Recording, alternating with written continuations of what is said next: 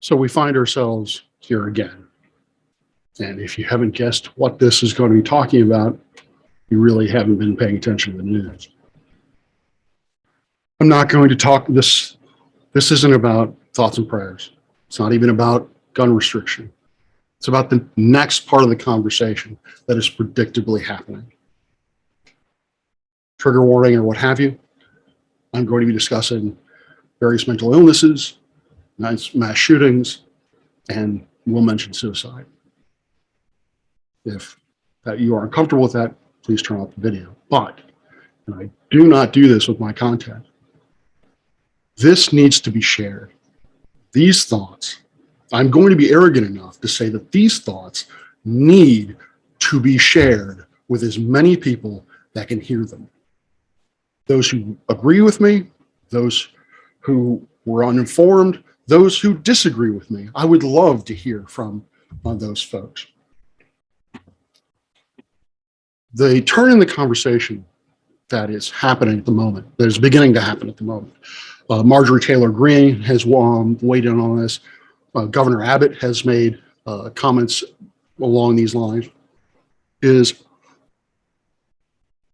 the shooting was caused by a person with a mental illness. That mental illness is in some way contributing to this horrendous, heinous act. 21 innocent lives were taken by an individual with a gun and enough ammunition and time to end those lives. Full stop. It wasn't because he was cis male. It wasn't because he was a transsexual illegally immigrating in from Transylvania. Until you can provide me evidence that any of those characteristics had a biological effect on this person, then that to me, as someone who suffers from MDD or bipolar 1, depending on who you talk to, that what I hear is violence is caused, that person did violence because they are Black. That person stole a car because they are Black. That is what I hear. He is mentally ill, so therefore he killed those people. Until you can provide me with evidence. And what I mean by evidence is either peer-reviewed literature or how I'll even take a conference proceeding. Until you can provide me with that. Keep mental illness, the term mental illness, mental health, out of your mouth. Just paraphrasing Will Smith, keep it out of your mouth. Because you do not know what you were talking about at all. And you are intentionally or unintentionally being a bigot or acting as a bigot. Let's start off with the term mental illness. It's about as useful as saying someone has a physical illness.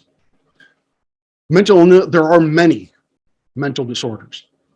As I've said, there is major depression disorder, borderline personality disorder, bipolar 1, bipolar 2, schizophrenia, obsessive compulsive disorder. There is schizoaffective, which can be added on to or comorbid with MDD. There is a plethora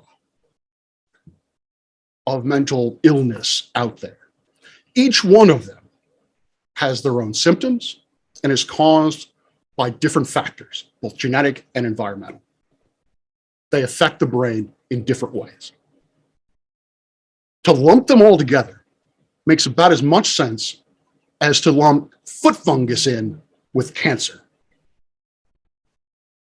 So until you can, at the very least, to start off with, if you're going to say that this person, this individual, shot anyone because they were mentally ill, provide me with a diagnosis. Provide me with a medical diagnosis of his mental illness. And then follow that up with an intelligent argument that connects why this person with said mental illness was prompted by said mental illness to take the lives of 20, 21 people. Until you can do that, Keep mental health out of your mouth. Even well-intentioned people, people that I believe, even well-intentioned people, people who are trying to wrap their head around this whole American epidemic, they will make claims like, why don't we just make it harder for people, mentally ill people, to not get guns? Great, thanks. Do you happen to know how many people kill themselves with a gun? How many children choose to kill themselves with a gun every year? Please Google it. It's far more than with mass shootings. We don't hear anything about that. When that happens, we don't hear pleas of keep guns out of the mentally ill's hands. We actually don't hear about them at all. Your response, if I were in that position, my response would be, if I thought mental illness was contributing to mass shootings, or hell, cancer was contributing to mass shootings, my instinct is not to say, let's keep guns out of their hands. My instinct is to treat the illness.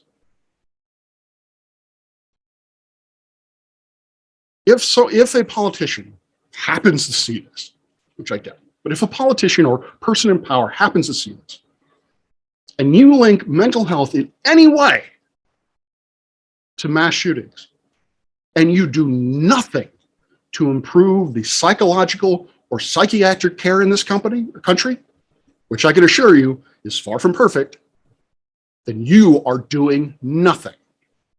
Then you are just blowing smoke up my ass. I am tired. I am sick and tired of mental illness being a catchphrase for the inexplicable. Do people think that when someone when someone commits a murder, they are mentally ill? Everyone who commits a murder is mentally ill, who kills another individual is mentally ill? No, because often we can understand, we may not agree with, but we can understand why one person takes the life of another.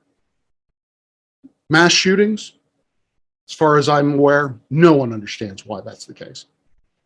But people want to understand, and they'll grab on to anything. They'll grab on to, he's a white dude, he's Christian, he's mentally ill. No one knows.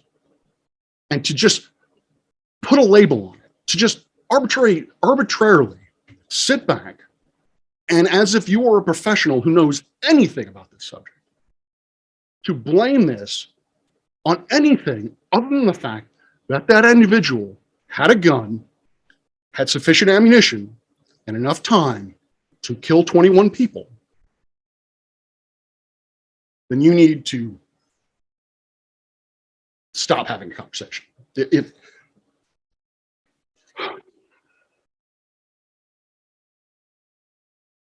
Please, do not continue this conversation. If you're going to talk about this mass shooting, any deplorable act of violence,